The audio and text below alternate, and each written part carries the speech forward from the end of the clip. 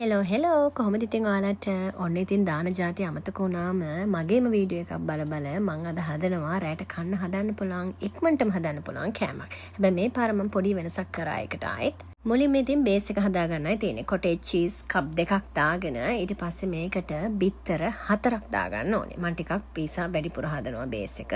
ඒ නිසා තමයි බිත්තර 4ක් දාලා මේ ප්‍රමාණය හැදුවේ. කෙනෙක්ට කන්න වගේ නම් මේකෙන් 4න් පංගුවක් හැදුවම ඇති. බිත්තර 4 දාගත්තට පස්සේ අතරම මේක විස්ක් එකකින් හරි මොකක්ම හරි මික්ස් කරන්න පුළුවන් දෙයකින් මේක හොඳට මික්ස් කරගන්න ඕනේ. මං ඉතින් මගේ විස්ක් එක හොයාගෙන එනකම් පොඩ්ඩක් තරහ නැතුව ඉන්නකෝ. මේක ඉතින් ඩෝ අනාගෙන ඉන්න කැමති නැති පීසා එකත් හෙල්දි විදියට කන්න කැමති අයට කියාපු කෑම. ඔන්න ඉතින් අපේ සහයට ඩැනිත් ඇවිල්ලා ඉන්නේ දැන් ඉතින් පීසා හදන්න වේද මොනව හදන්න වේද දන්නේ මන් දැන් ඔය කලින් දාගත්තේ පාම් පිටි කප් එකකුයි දැන් මේ දාන්නේ බේකින් පවුඩර් තේ හැඳි දෙකකුයි.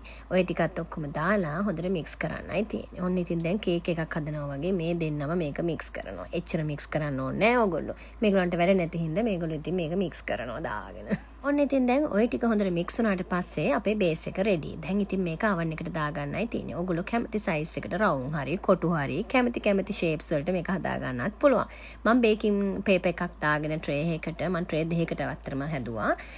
රවුම් වෙන්න වගේ හදාගෙන කැමති ගානකට ඕක oven එකට දාන්න ඕනේ 180ට කොහොමත් විනාඩි 20ක් 25ක් විතර යනවා මේක පොඩ්ඩක් golden color වෙලා crispy ගතියට එන්න.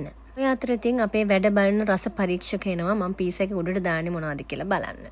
දැන් විනාඩි 20කින් විතර පීසා බේස් එක රෙඩි වුණා. ඊට පස්සේ මම මේකට අර පුරුදු විදියටම කලින් පාර කරා වගේ පෙස්ටෝ sun-dried tomato pesto දැම්මා. හැබැයි මම මේ පාර වැඩිපුර හැදුවේ basil pesto වලින්. ඔය තියෙන green color එක basil pesto දැම්මා. හැබැයි මම අන්තිමට කියන්නම්කො මොන එකද වැඩිපුරම රස කියලා.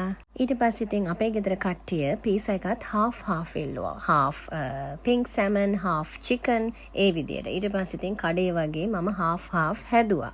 එක පැත්තකට මම pink salmon කෑල්ලක් air fry එකට දාලා හදාගෙන ඒක දැම්මා. අනිත් පැත්තටත් chicken කෑල්ලක් roast කරගෙන ඒක දැම්මා. ඊට පස්සේ මේ cheese මට මුලින්ම දාන්න අමතකලා උඩට තමයි දැම්මේ. ඊට පස්සේ ඔය තක්කාලි, මාළු මිරිස්, දෙවිල්ලට හොඳට කෑලි මිරිස් ටිකක් එහෙම දාගෙන පාස්ලි කොළ ටිකක් දාලා, චෙරි ටොමැටෝ ටිකක් දාලා ඔන්න ඉතින් හදලා ගත්තා. මට ඇත්තටම ලුණු කෑලි මිරිස් දාන්න අමතක වෙලා මම පස්සේ තමයි දැම්මේ.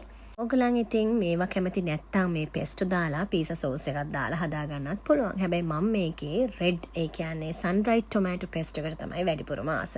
basil pesto එක මට එච්චරම හරි ගියේ නැහැ. හැබැයි ඉතින් ගෙදර අය ඔක්කොමලා කෑවා. ලොකු ප්‍රශ්නයක් නැහැ. හැබැයි අරක තමයි රස වැඩිම. බේස් එක පොඩ්ඩක් හීනියට හදාගෙන කැමුන් කැමති જાති දාගෙන රසට හදාගත්තම ඉතින් කඩෙන් පීස් එකක් ගේනවට වඩා ඉක්මනට මේක ගෙදර හදාගෙන කන්න පුළුවන්. මාරම රසයි. එහෙනම් හදලා බලන්නකෝ මං ගියා. බයි.